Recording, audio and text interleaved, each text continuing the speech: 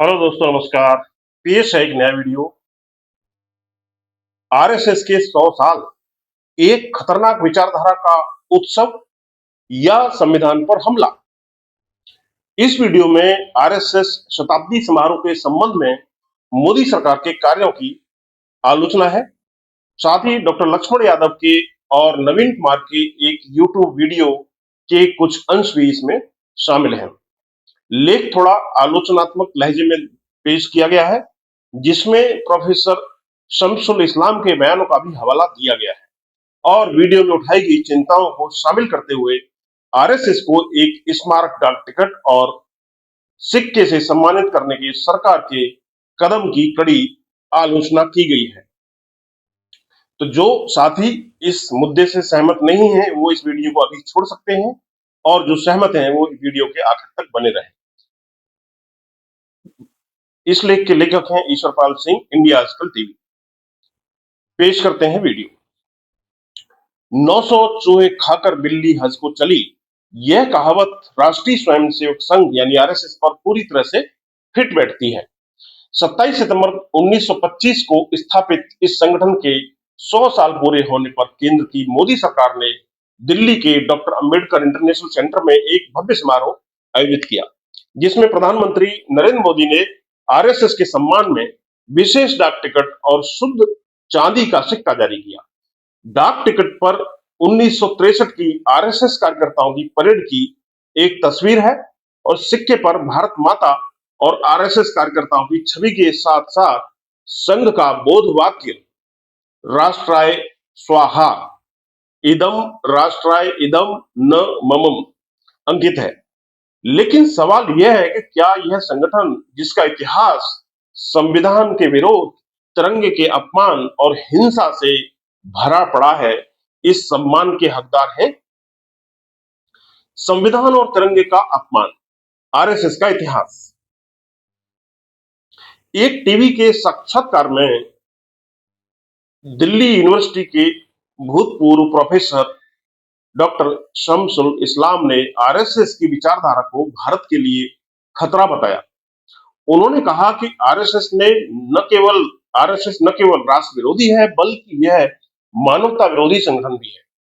यह बाबा साहेब अम्बेडकर के नेतृत्व में बने संविधान को स्वीकार नहीं करता और 1947 में आजादी और 1949 में संविधान लागू होने पर आरएसएस ने इसे खारिज कर दिया था। उनकी विचारधारा मनुस्मृति पर आधारित है, जो दलितों, महिलाओं और आदिवासियों के खिलाफ भेदभाव को बढ़ावा देती है। और यही बात यूट्यूब चैनल पर डॉक्टर लक्ष्मण यादव ने अपने वीडियो में दोहराई है। उन्होंने कहा है, आरएसएस तिरंगे से ऊपर भगवा को मानता है और संविधान के ऊपर मनुस्मृति को।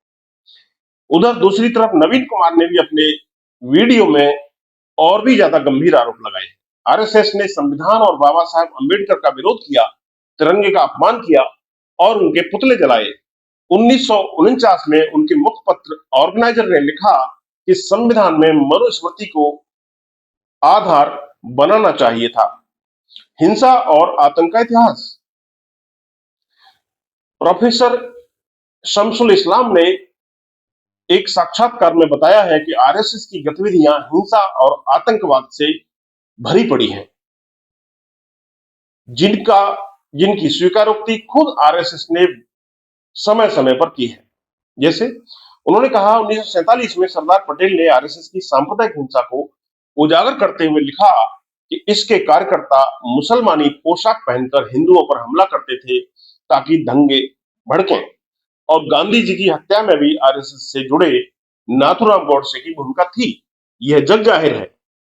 नवीन कुमार ने अपने वीडियो में इसकी पुष्टि करते हुए कहा कि 1948 में गांधी जी की हत्या के बाद सरदार पटेल ने आरएसएस पर प्रतिबंध लगा दिया था, लेकिन बाद में नेहरू के सामने गिड़गिड़ाकर इसको हटवाया गया। हाल ही के समय में भी आरएसएस की कथित आतंकी गतिविधियां सामने आई हैं। प्रोफेसर इस्लाम ने नांदेड़ सेशन कोर्ट में एक यशवंत सिंधे नामक व्यक्ति के शपथ पत्र का जिक्र किया है, जिसमें आरएसएस और बजरंग दल पर बम बनाने में और आतंकी गतिविधियों में शामिल होने का आरोप है। उन्होंने कहा है कि यह शपथ पत्र एक बड़ा खुलासा है, लेकिन एनआईए और सीबीआई की चुप्पी इस पर हैरान करने वाली है। और यह दस्तावेज कोर्ट में जमा है, रिकॉर्ड में है। आरएसएस एक आतंकवादी संगठन की सच्चाई, प्रोफेसर शमसुल इस्लाम की जुबानी आइए थोड़ा सुनते हैं विस्तार से। राष्ट्रीय स्वयंसेवक संघ यानी आरएसएस को लेकर लंबे समय से विवाद रहा है। बहुजन साहित्य चैनल पर हाल ही में प्रोफेसर शमसुल इस्लाम, जो दिल्ली विश्वविद्यालय के रिटायर्ड प्रोफेसर हैं, ने रजत के साथ एक एक्सक्लूसिव इंटरव्यू में और डिटेल्ड इंटरव्यू में आरएसएस की विचारधारा और उसकी गतिविधियों पर गंभीर सवाल उठाए हैं। उनकी पुस्तकें और शोध कार्य आरएसएस की आतंकवादी गतिविधियों और मानवता विरोधी विचारों को उजागर करते हैं। यह वीडियो लेख उनके साक्षात्कार के प्रमुख बिंदुओं पर आधारित है, जिसमें आरएसएस की संविधान विरोधी और समाज विरोधी गतिविधियों का खुलासा किया गया है। तो आप बने रहिए हमारे इस वीडियो में आखिर तक। वीडियो बहुत ही रोचक होने वाला है और जो मित्र आरएसएस की इन गतिविधियों से सहमत नहीं है, वह वीडियो को यहीं पर छोड़ के जा सकते हैं। प्रोफेसर शमसुल इस्लाम के अनुसार आरएसएस न केवल राष्ट्र विरोधी है, बल्कि वह मानवता विरोधी संगठन भी है।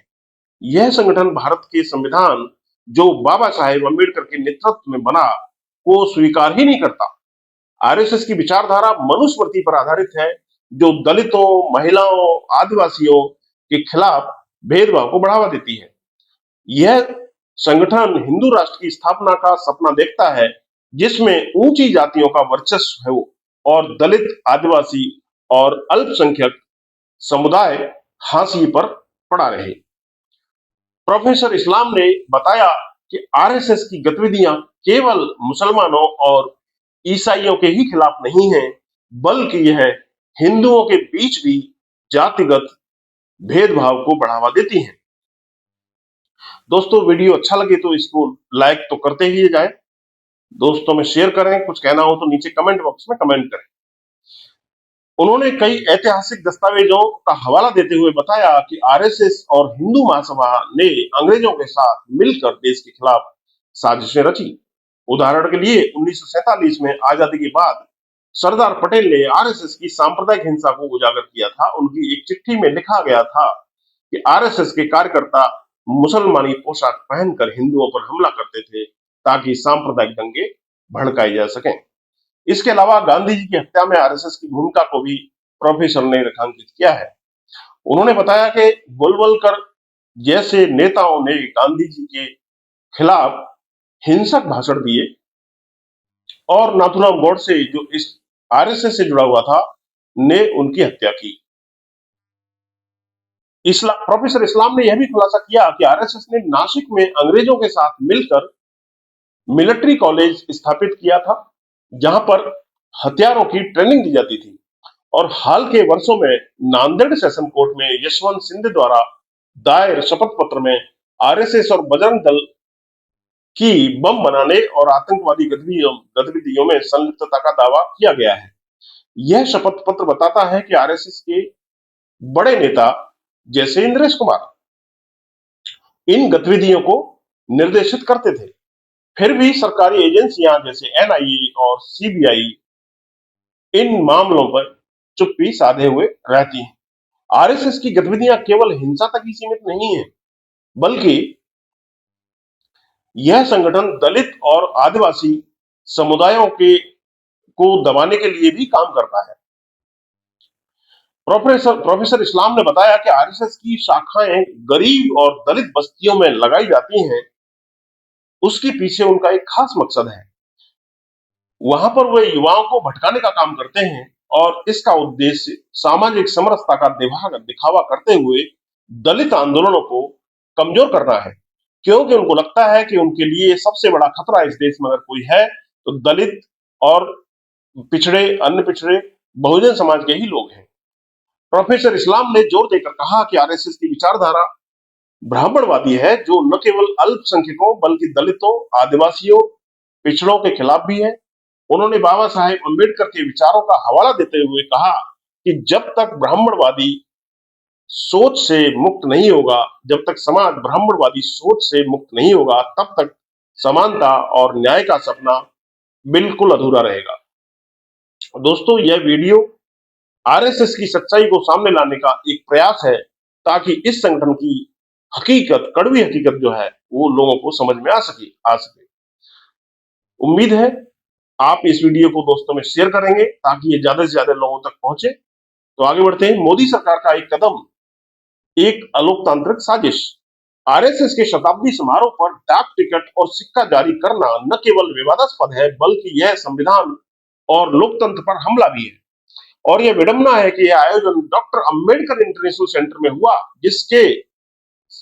जिनके संविधान को आरएसएस ने कभी स्वीकार ही नहीं किया।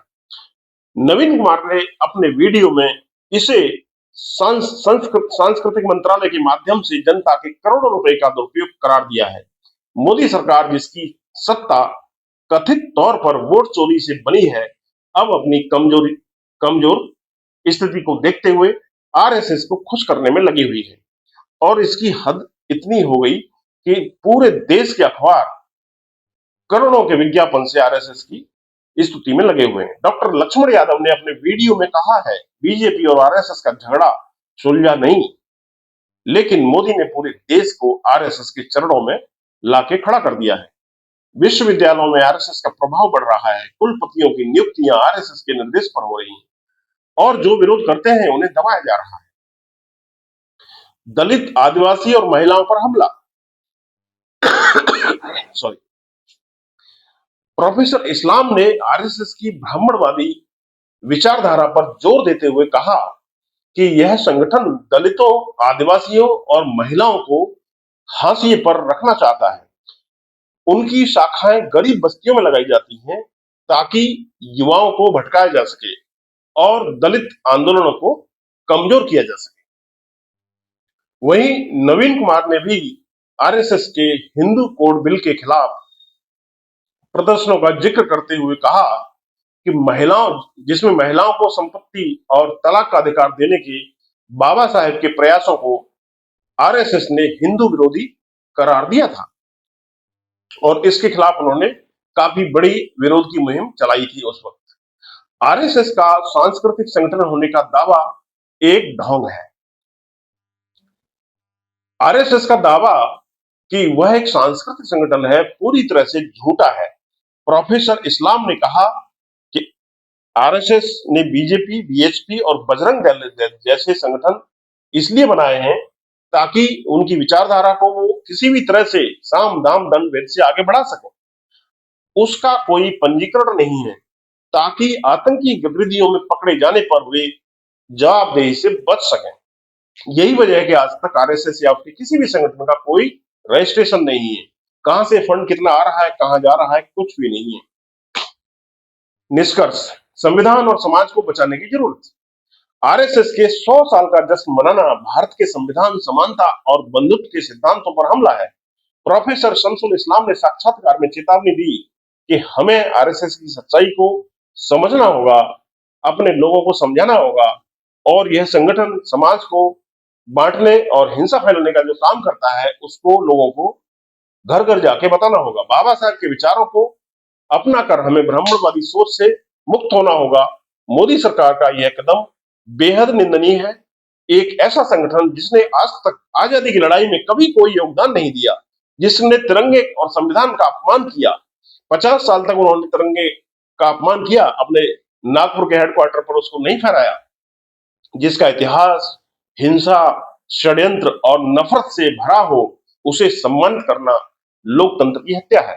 और यह समय है कि दलित, आदिवासी और अल्पसंख्यक समुदाय एकजुट होकर इस विचारधारा के खिलाफ लड़े, वरना हमारा संविधान और समाज खतरे में पड़ जाएगा। दोस्तों, इंडिया आजकल टीवी के साथ बने रहें और सच को उजागर करने के लिए हमें सब्सक्राइब करें और इस वीडियो को दोस्तों में शेयर करें। धन्यवाद।